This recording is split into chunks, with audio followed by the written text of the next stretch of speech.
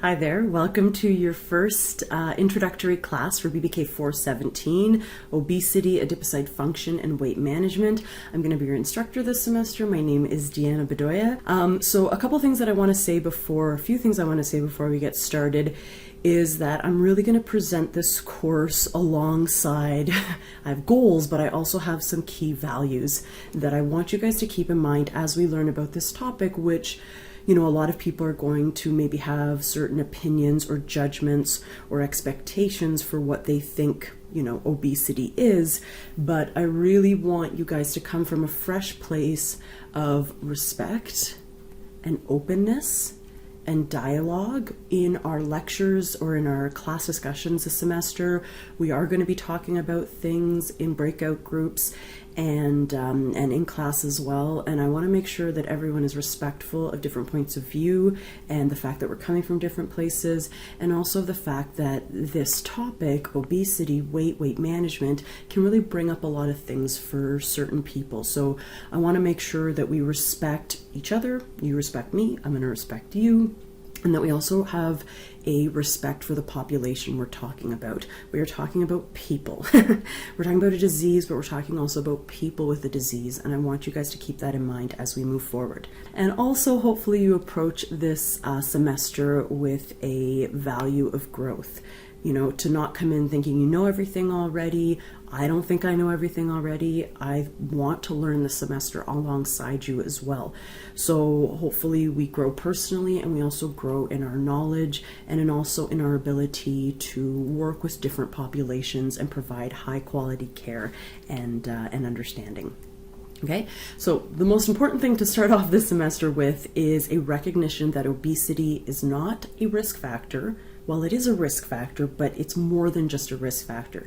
It's been treated as a risk factor for a long time within the public health and the medical communities, but as recently as 2015, which isn't that long ago, obesity was recognized by the Canadian Medical Association and the American Medical Association as well as a disease.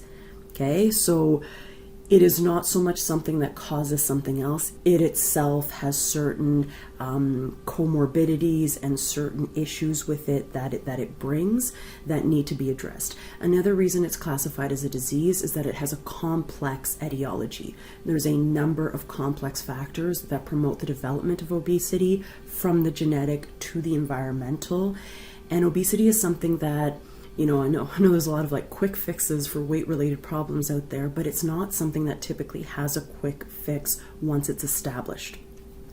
Now, the reason the Canadian Medical Association and all these other organizations have shifted their perspective towards more of a obesity as a disease perspective is that they really want to address obesity and address the stigma that is often associated with the condition, which is something we're going to talk about more in this first module. Okay. Recognizing obesity as a disease may precipitate a shift in thinking of obesity as just a lifestyle choice. So I'm really going to knock against the narrative that obesity is a lifestyle choice. We're not treating it as a lifestyle choice this semester.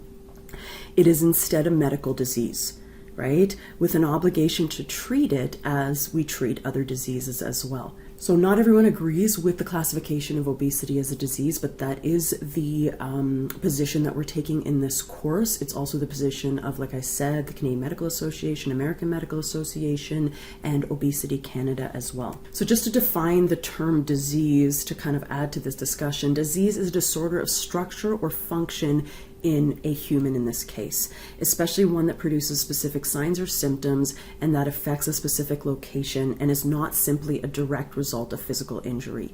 So obesity does both affect structure and function. There's physiological complications of obesity, and there's definitely anatomical complications of it as well. Okay, so this is another part of why we classify obesity as a disease. However, like I said, not everyone agrees with the fact that we should classify it as a disease. Like I mentioned, one of the advantages is that we change that narrative away from obesity as a lifestyle choice to it is a complex disease with a complex set of risk factors and causes, and it's not an individual choice.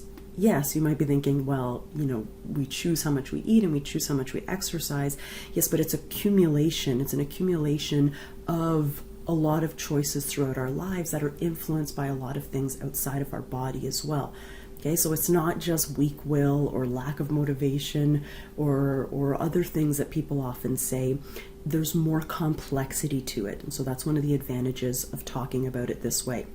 Okay, a big advantage of labeling it as a disease is that if it's a disease, we got to do something about it.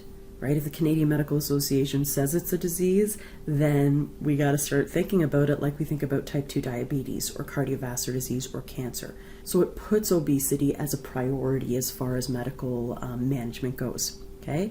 It's also a call to action to find solutions. It again increases the importance of it, and there's probably other advantages to it as well. Okay. I would say another advantage to it as well is an individual can recognize that yes, there are some personal choices that go into the development of obesity, but there's a lot of complexity outside the individual that contributes to it as well.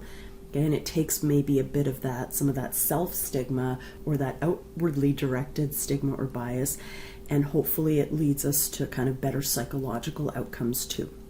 Okay.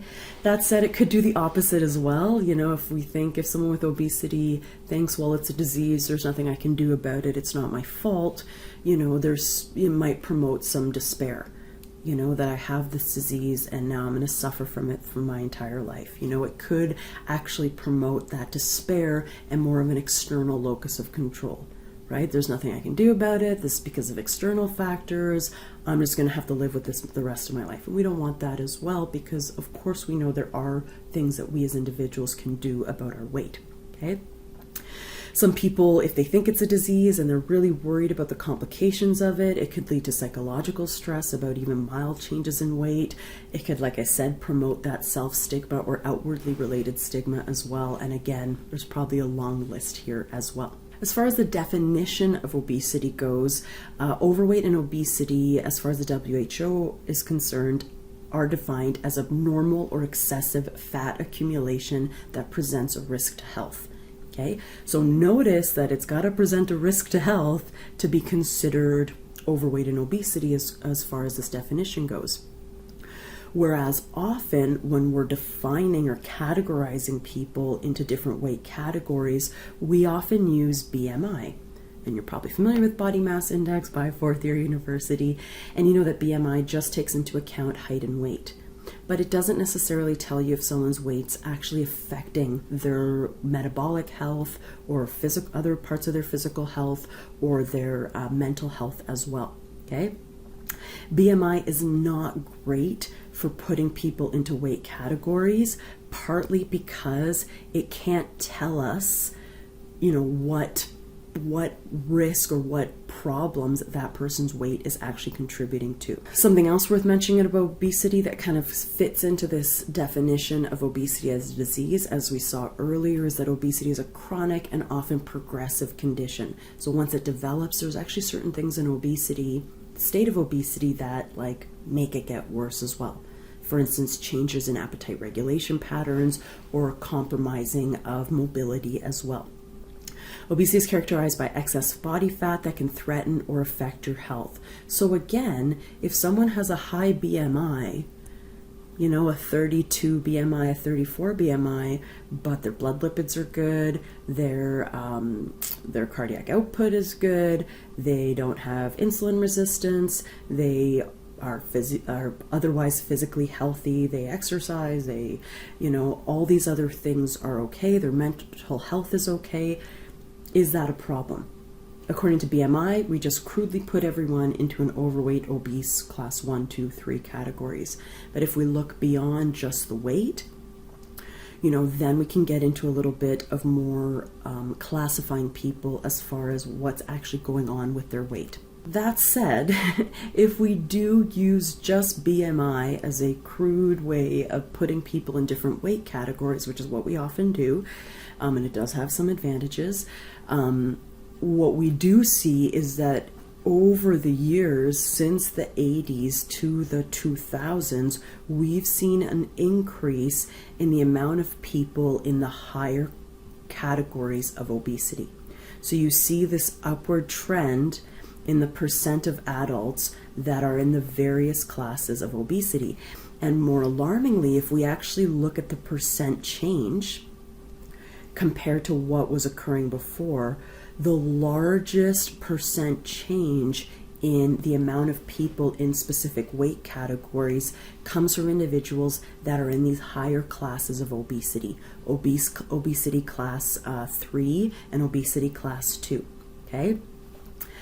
That said, again, BMI is so at capturing weight. It doesn't tell us everything about it. That said, through its crudeness, it also is able to capture what percentage of the population is maybe at higher risk for these health complications. But again, it doesn't give us a full picture of what's going on with someone's health based on how much fat they have on their body.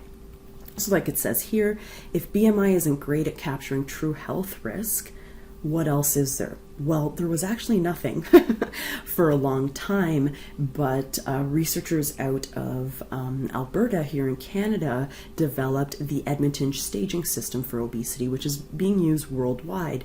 And what's great about the Edmonton staging system is it looks beyond just your weight and your height to look at how your weight and your height are actually affecting, again, your physical and your mental well-being. So as it says here, the Edmonton staging system ranks severity of obesity based on clinical assessment of weight-related health problems, including mental health, not just physical health, okay? And this Edmonton staging system is used by not everyone. A lot of doctors still use BMI, but it's used by a lot of professionals that do deal specifically with individuals with obesity. And the research has shown, something we'll discuss later this semester, that the Edmonton staging system is better at putting people into different categories and deciding who needs what kind of treatment. Okay, so we're going to come back to the Edmonton staging system later in this semester when we talk about medical interventions for obesity and other interventions for obesity. But just to give you an idea of it, the Edmonton staging system, it categorizes people into stage 1 through stage 4. And what I like about it is that it also has a stage 0. So stage 0 would be someone that has a BMI that would be classified as obese, so a BMI over 30, but they have kind of no problems, no physical symptoms, no psychological symptoms, no functional limitations. As it says here, this could be a physically active female with a BMI of 32, no risk factors, no physical symptoms, no self-esteem issues, and no functional limitations. Okay, so what I like about this, like I said, goes beyond just purely weight and looks at how that weight is actually affecting our lives. Okay, so as we move up in stages, you'll notice that those physical and psychological symptoms increase in severity. And in the Edmonton staging system, stage 4, everything would be severe. So their BMI would typically be higher, but they also have more physical and mental complications and often severe functional limitations. Okay, so that gives you an intro into obesity as far as its definition as a disease and also how we classify obesity, often with BMI, which is so-so, but ideally with this Edmonton obesity staging system, which is better at classifying people into obesity categories that are going to help us figure out how to actually manage people with different levels of not just adiposity, but different levels of how that adiposity is affecting their health.